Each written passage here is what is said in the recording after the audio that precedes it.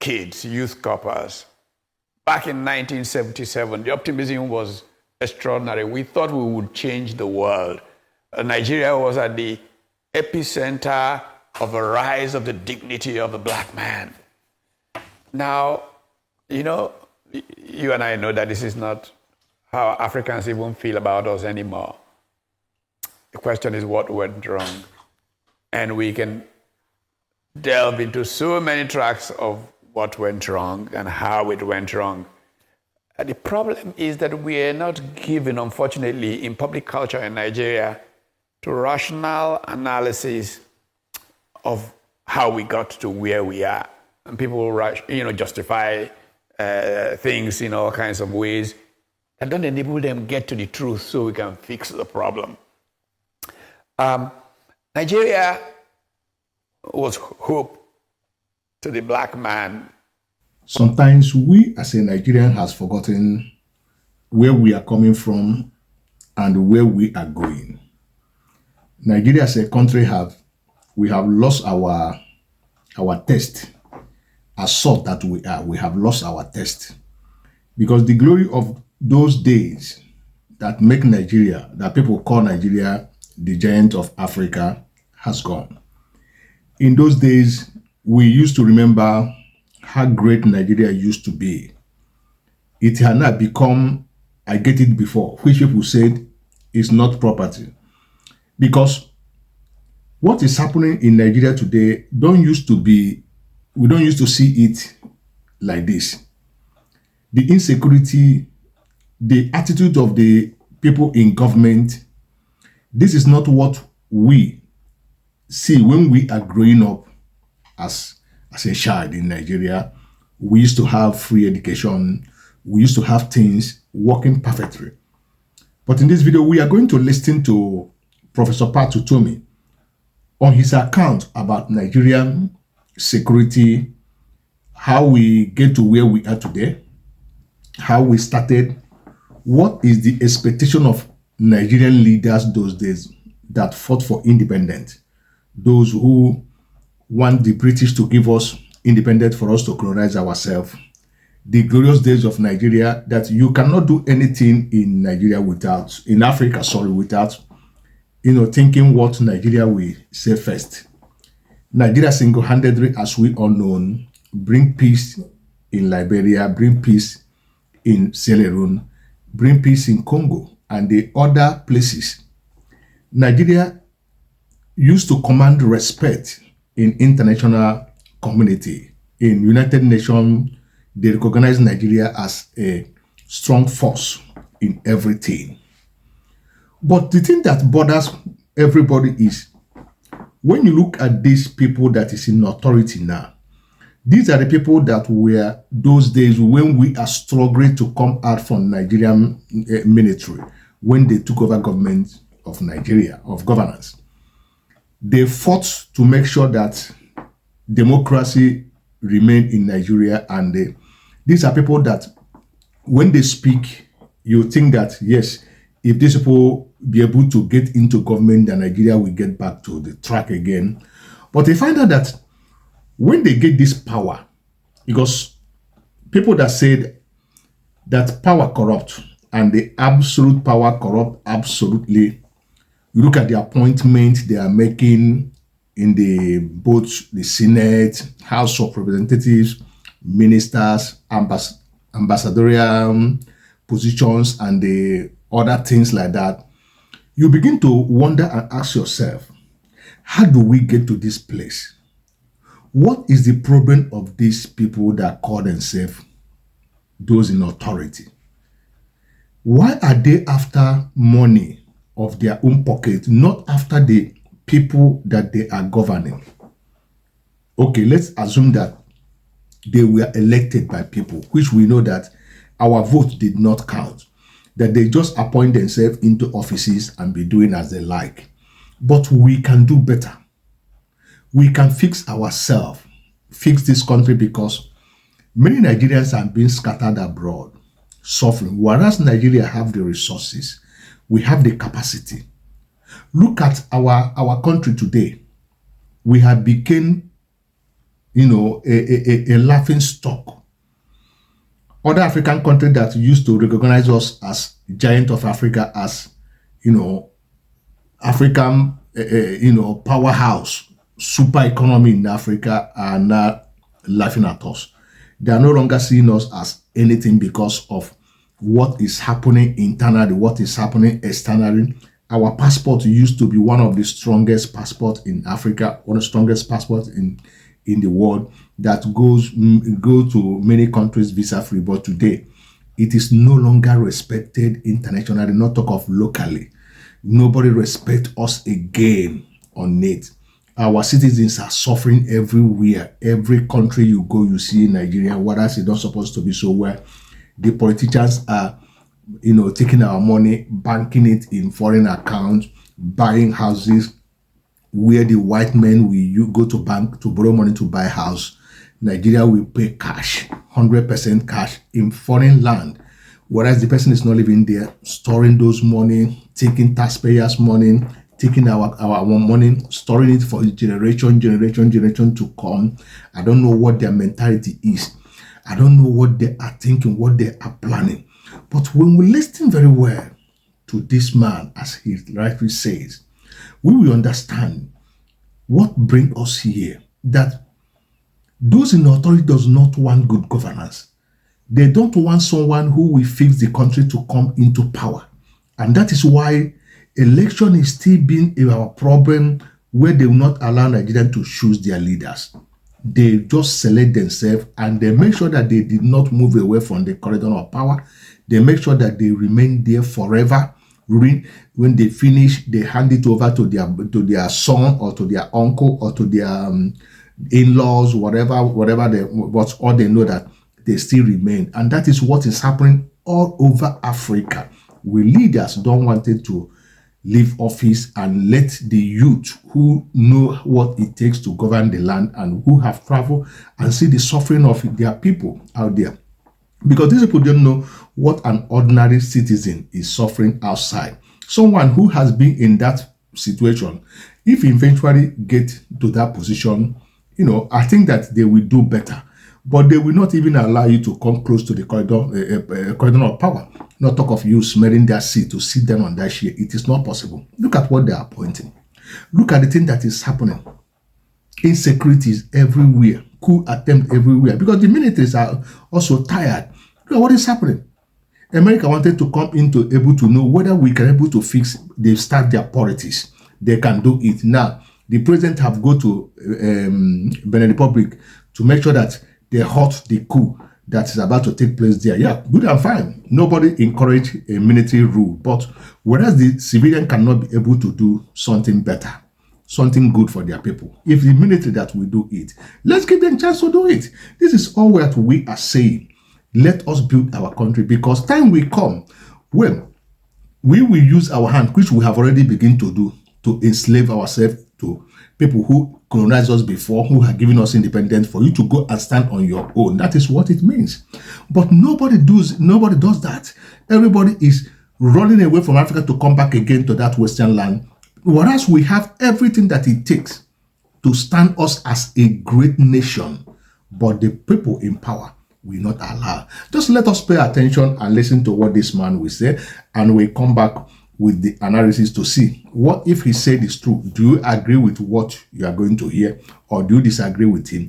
Let us work together to see how we are going to fix and put our country so that we will go back to how we used to be. Thank you very much for watching, and please, if you are first time of coming to my channel, please do us a favor, subscribe, like, share, and comment on this video. Let us begin to work to build our nation, to build our continent, because if we start today to organize ourselves, I believe we will get it right soon, at least, if not for anything, for our children who will take over from us. What are we going to tell them that make us to fail as a nation when they grow up? See you in my next video. Thank you, and God bless you.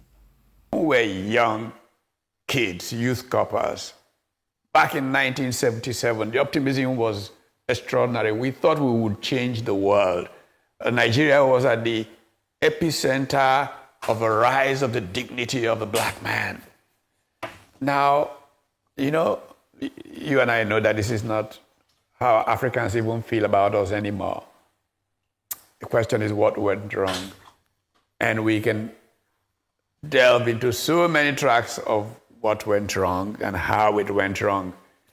And the problem is that we are not given, unfortunately, in public culture in Nigeria, to rational analysis of how we got to where we are. And people justify things in all kinds of ways that don't enable them get to the truth so we can fix the problem. Nigeria was hope to the black man for a variety of reasons. I take a personal example of how I became very friendly with General Joseph Namvan Garba. Garba was foreign minister when I was a student leader at the University of Nigeria.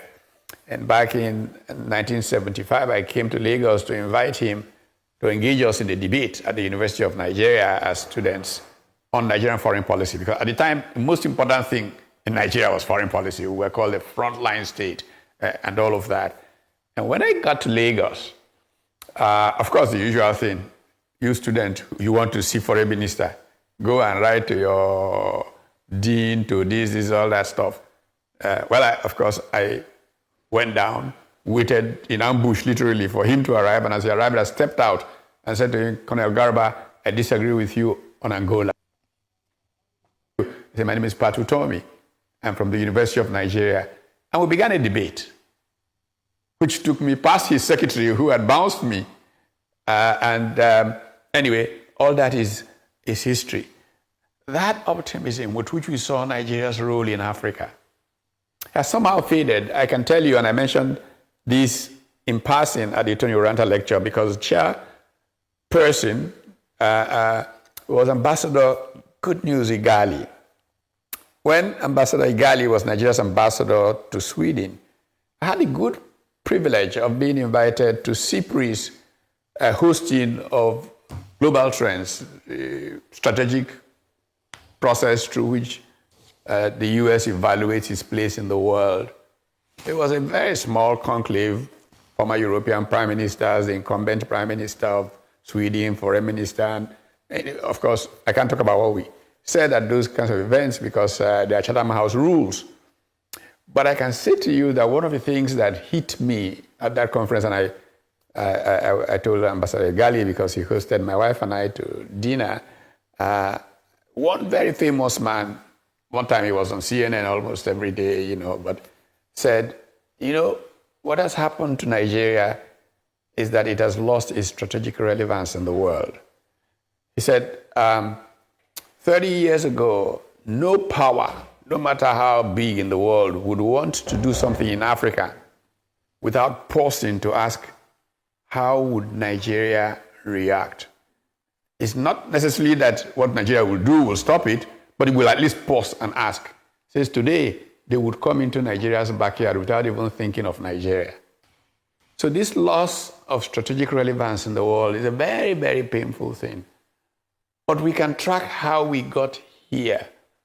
And that is what gets to me a great deal in having a political class that is not thoughtful enough, that is not able to have the kind of conversation that I had with a young colonel called Joseph Namvan Garba in 1975. Because we growing up, we read Time Magazine, Newsweek, cover to cover. So when I said what I said about Angola and the foreign minister said to me, what do you mean? I gave him a detailed analysis that got to him.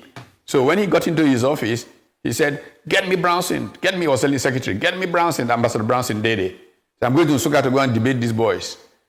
That world is not, unfortunately, with us today. So much has changed. And the quality of the political class is significantly responsible for this problem. When I was in grad school, my neighbor was a Liberian who one day packed his things and said he was going home. He hadn't finished his PhD. So I said to him, my friend, what did they do you?